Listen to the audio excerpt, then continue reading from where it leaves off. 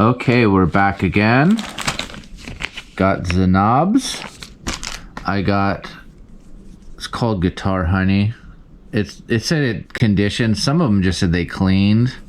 This said it conditioned. I didn't want to get a whole gallon of linseed oil at Home Depot, so I just decided to spend half as much and only get 2 ounces. But it's got a little nifty spray thing, and I don't have to worry about storing it. I can just throw it in the closet.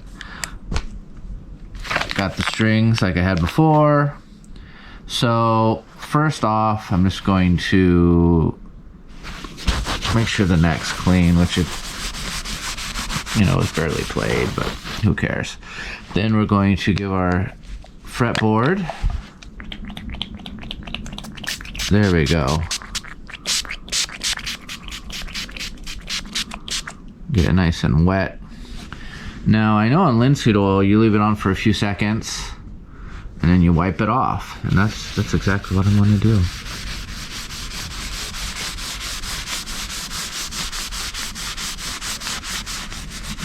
Get it all up here. There we go. Yeah.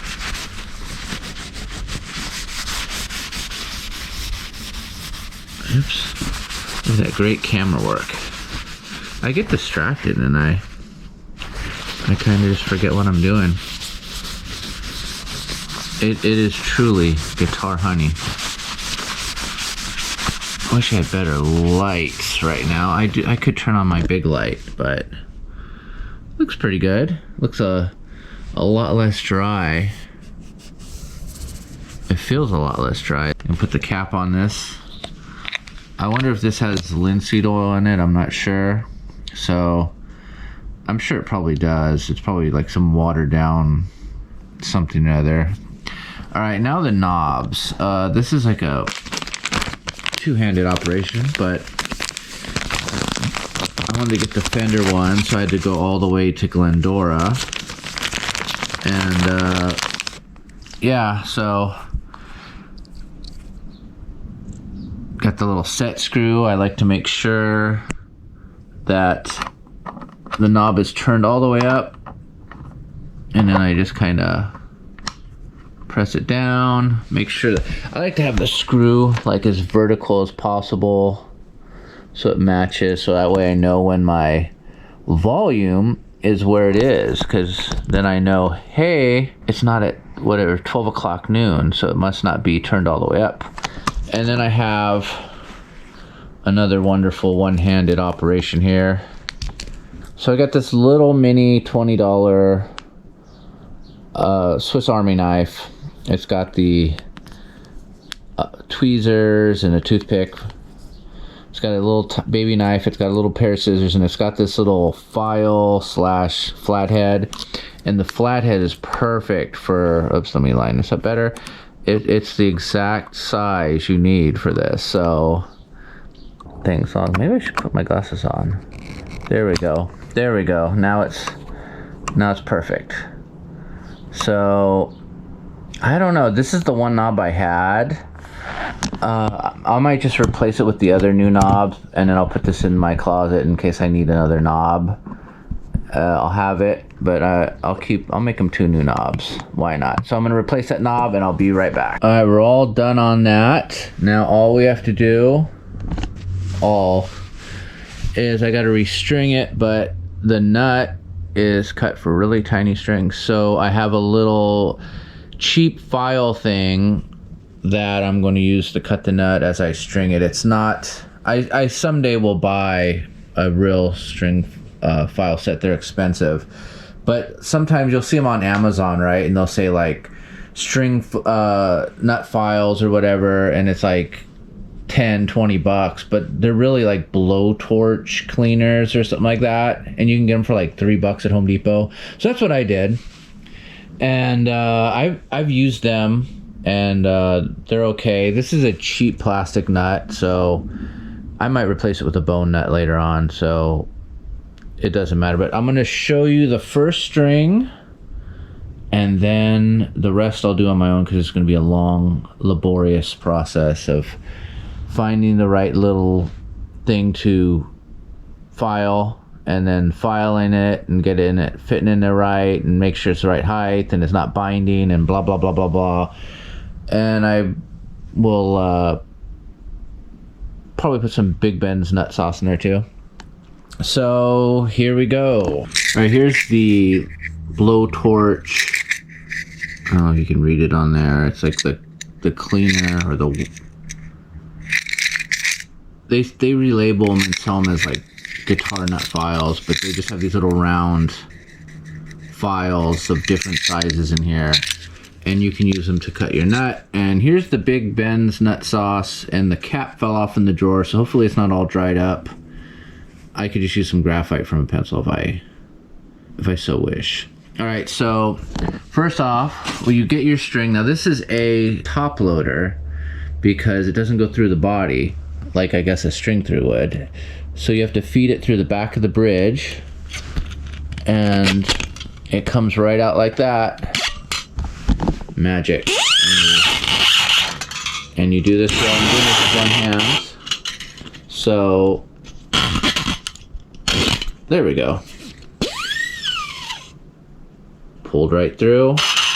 So what I like to do, let's pull this over here, is I get the hole to line up straight. Now there's many ways to skin a cat. This is how I skin my cats.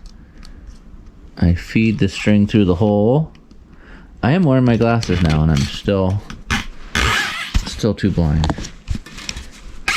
Maybe I need more light. So I pull it as tight as I can. I go 2 pegs over in length, pull back like that, and I bend up. What? And this is gonna be hard. Let me see if I can position this right here. Oh, here we go. Oh, don't fall on me. My kingdom for a cameraman. All right, so I pull this back. I wrap it around the top once. There we go. And then I wrap it around the bottom so it locks it in place. Let's bend this up better. And there you go. And I do it by hand because I have strong wrists. And I can turn these things forever. Now, I'm gonna probably have to cut the nut. It feels like it's sticking up too much, but let me get this wound in.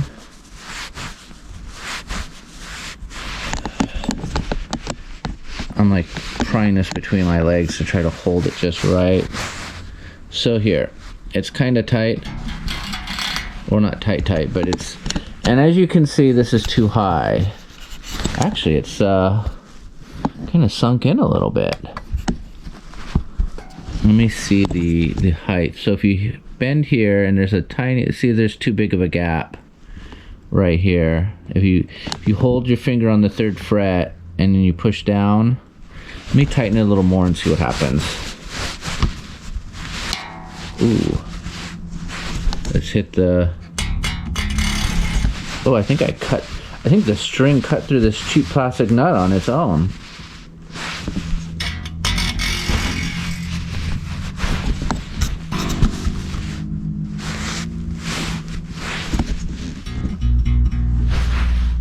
Alright, so let's take a look. Let's hold this fret down, and it could go down a little lower, but yeah, probably. It's still up a little bit. So I need to find the right gauge of this. So when you open up this, I need to find a camera person. Someone who can. So look here, this thing keeps turning off.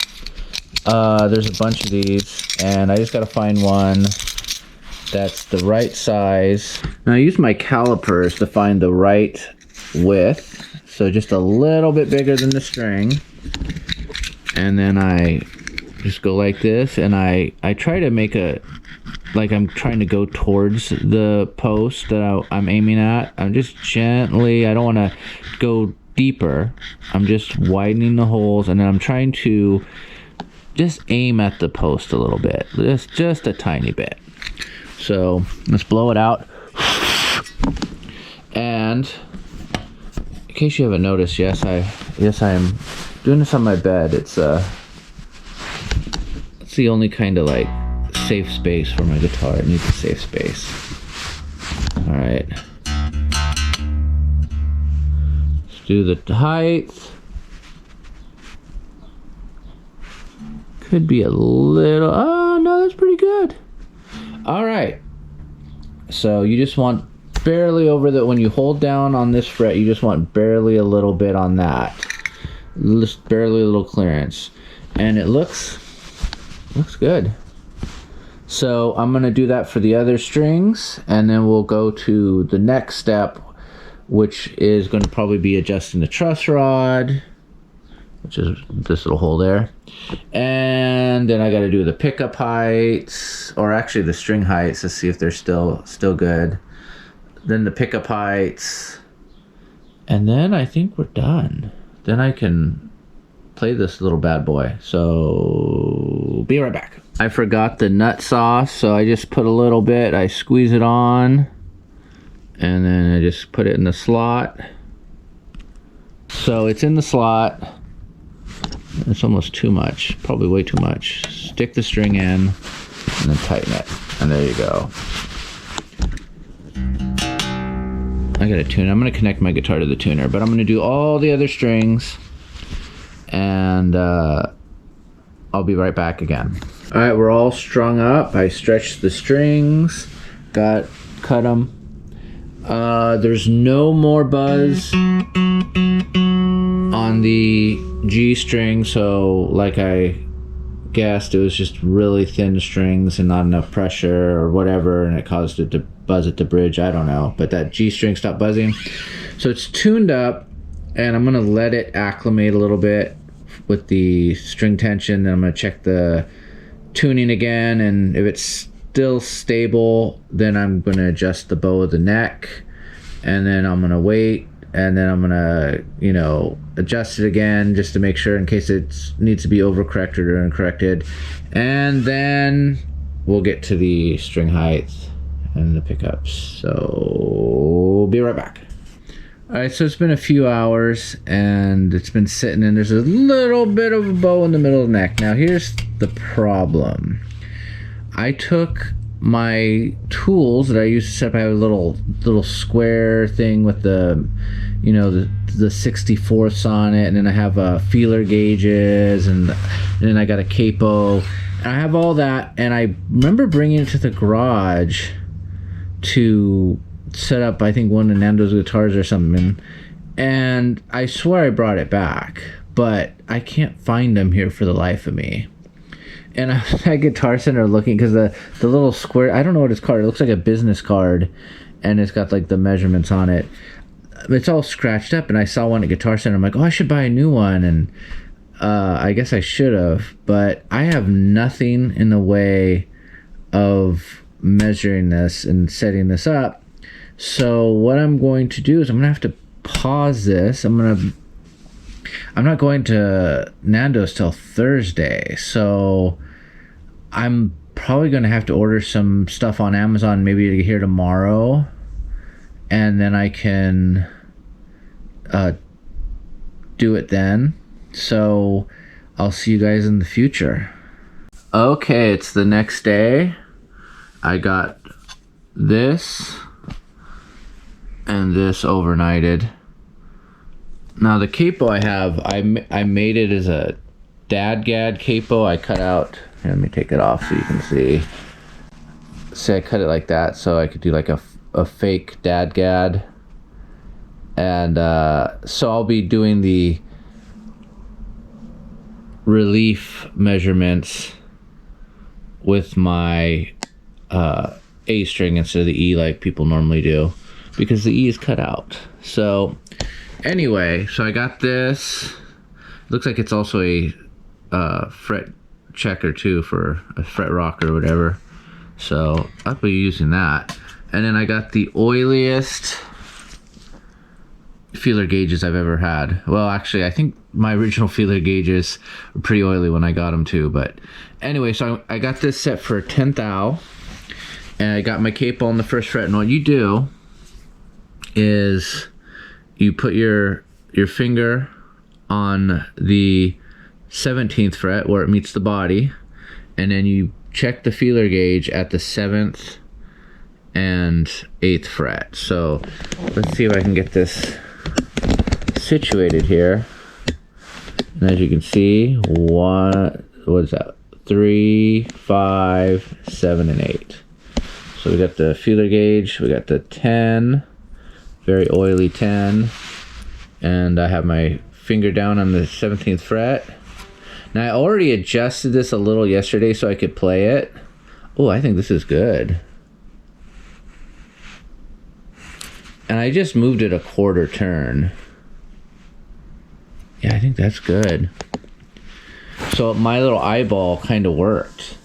So let me show you. I got I think this is number 3, 3 millimeter or whatever. And then you stick it in this little slot like this. Oops, it's hard to do while looking at a screen. And then I just turned it about a quarter turn. And then I let it set for overnight pretty much. And I retuned it up. I tuned it up and then I retuned it up just now. And it seems pretty damn good. I mean, yeah, I'm gonna check it again, and if it's okay, we'll move on to the next one, which will be over here, which maybe won't need to be adjusted. We'll see. It's thicker strings, but it's also a half step down. So be right back. Okay, so my old little measure square thingy, it was in 64ths. And I don't know if there's a focus on there or not, but the smallest line on here is 32nds.